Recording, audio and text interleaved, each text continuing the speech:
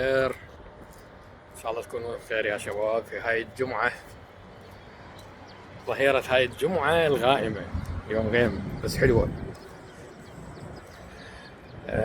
عجبتني عبارة قالها رئيس الوزراء الكندي مارك كارين بخطابه بدافوس. شفتوه يمكن هذا الخطاب الزعماء السياسيين، وهو يتحدث عن مصير دولهم الآن بعد أن تخلت عن الحماية الأمريكية. طبعا راح انزل فيديوهات اخرى لان هذا يستحق، هذا موضوع خطر مهم. لكن عجبتني عباره قالها، قال اما ان تكون على القائمه والا تكون على الطاوله. لو تصير بالقائمه لو تكون على الطاوله، يعني تشبيه انه من طب للمطعم حاطين لك مثلا اسم كباب ما ادري ايش دجاج بالقائمه، تحترمها تباوع لها. بمجرد ما تنحط هاي المأكولات على الطاوله ايش راح تسوي؟ راح تاكلها، راح تكفر بيها، يعني راح تلتهمها، ما تبقى بحالها حال. زين، ف كناية عن شنو؟ اما ان تكون لنا كدول يقول هو قيمة احنا، واما راح ننوكل. فشباب هاي احنا نسقطها كصيغة فردية، يعني علينا احنا كناس. شلون نكون على القائمة وما ننوخذ وما ننداس وما ننوكل؟ هي هاي بيت القصيدة، هنا مربط الفرس مثل ما يقولون. احنا لازم نعرف كناس شلون نكون على القائمة بحيث نكون محترمين، حتى لا بعدين نوقع وتتولانا السياسيين، يعني واحد ياخذنا منا ومنا، يعني ننوكل وننوخذ وتروح حقوقنا. فكانت عبارة جدا قوية. شباب انت هذا تقييمك لنفسك، يعتمد على تقييمك لنفسك. شلون قيمت نفسك؟ قيمت نفسك انه انت على القائمة، لو قيمت نفسك انه انت على الطاولة؟ هل هاي الناس تحترمك ام هاي الناس تاكل بيك تنحش بيك؟ هاي الاسئلة اللي تطرح ومهمة جدا، واسئلة وجودية تخص وجودنا بهاي الحياة وتخص مكانتنا بين الناس. أسئلة هاي اللي طرحها مارك كارين، يعني حقيقة شباب تنم عن فلسفة وعن ثقافة عميقة عند هذا الرجل. حتى ما كان يقرأ، وشوفوا شلون كان يلقى الخطاب. شباب اهتموا بهاي المقولة. هاي المقولة هي بمثابة تحديد مصيرك. تحديد مصيرك انت بهذا الكون وبهاي الحياة.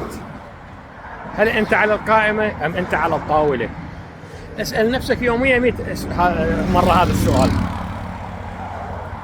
هل انا محترم ام انا راح انوكل؟ هل هاي الناس تحبني باحترام؟ انا فارض احترام عليها لو تنتظر ان تنهشني؟ اطرحوا هاي الاسئلة شباب. اذن الغاية يا شباب من هاي الحياة انه الانسان لازم يتعلم، لازم يشوف طريقه، لازم يشق طريقه بهاي الحياة، لازم يفرض احترامه على الاخرين. هو ما ملزم ان يطيب خواطر كل الكرة الارضية. انت محاطين بهواي ناس، اذا هذا الريد خاطر من راح يريد خاطرنا احنا لعد؟ نحتاج في بعض الاحيان نكون فظين، يعني يكون عندنا فظاظة، تكون عندنا شوية مع الاعتذار يعني قلة ادب، لان الادب الزايد هم يخلينا نروح بالرجلين. ويبدو انه هذا السياسيين هسه ترامب يستغلها، هاي الدول اللي تتعامل بادب وباحترام وغيرها، جفت فيهم جول.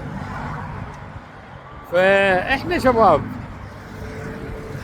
اذا هاي السياسيين ودول عظمى هالشكل، فما بالك احنا هنا اللي عايشين بهالنقره اللي اسمها الشرق الاوسط. هاي شلون عيشتنا؟ شو راح نسوي؟ احنا اذا يا شباب مطالبين ان نفهم سبب وجودنا بهاي الحياه. يعني ناكل ونشرب ونطب تواليت تكرمون يعني وننام، وهاي هي لو شنو؟ اسئله هوايه هي. لكن بنفس الوقت الحياه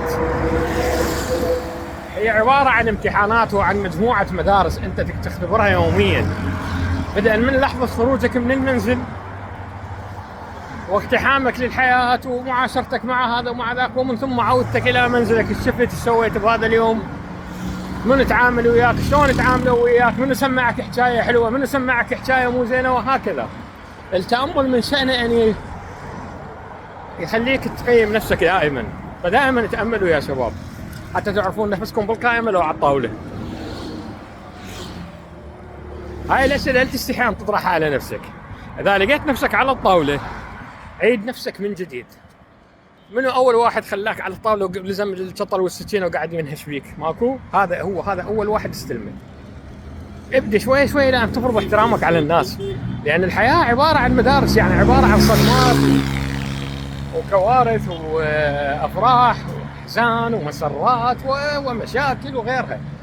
فكلها هاي الامور من شأنها ان تدخلنا في خانات اخرى، يعني مو شرط الخانه اللي احنا عايشين بيها، لان انت في لحظه مفاجئه تلقى نفسك غادرت، يعني صرت بغير عالم. في لحظه ما يعني قمت تحتك بناس اخرى، قمت تشوف مجتمع اخر. زين، فهاي المتغيرات راح تخليك من جديد تعيد تقييم نفسك، خليك تنظر، بحيث مرات خصوصا بالسفر، يعني اذا تسافر هسه المحافظه ثانيه، محافظه مو خارج العراق، راح تشوف فرق شاسع، بحيث صورك هناك من تجي تقول ها شنو يعني، شو انا سمنان او انا ضعفان او انا ما مهتم او انا مهتم، وهكذا تعيد تقييم نفسك. هاي بمجرد ما سفرك لبضعه كيلومترات خارج محافظتك. فهاي الامور يا شباب، التغيير من المكان يغير الزمن ايضا نفسه، ويغير طباعنا احنا كناس،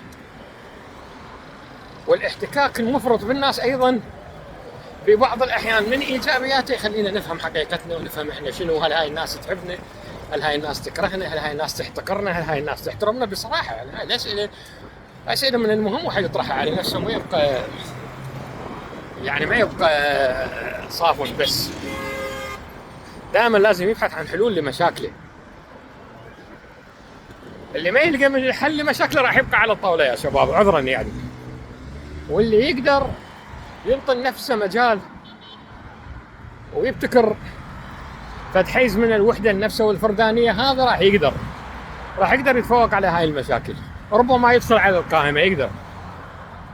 فانتوا هنا يا شباب انتبهوا الى هذا الموضوع، لان اذا هذا دول سياسيه عظمى راح تروح بالرجلين لان انحطت على الطاوله.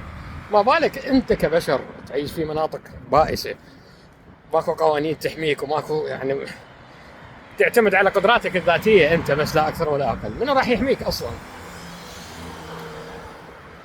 فاسئله كثيره تطرحها هاي المقوله، تخلينا نطرحها على نفسنا.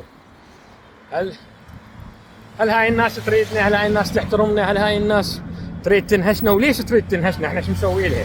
يبدو ان البشر هاي طبيعته، مفترس، يحب يفترس مثل الحيوانات. صراحه غير شلون نحمي نفسنا من هاي الناس، شلون نحمي هاي الاسئله الوجوديه شباب يعني. فشوفوا وضعكم يا شباب، شوفوا نفسكم، تأملوا تاريخكم، تأملوا تعامل الناس وياكم، وهنا راح توصلون الى اجابه على هذا السؤال: هل نحن على القائمه ام على الطاوله؟ شكرا جزيلا.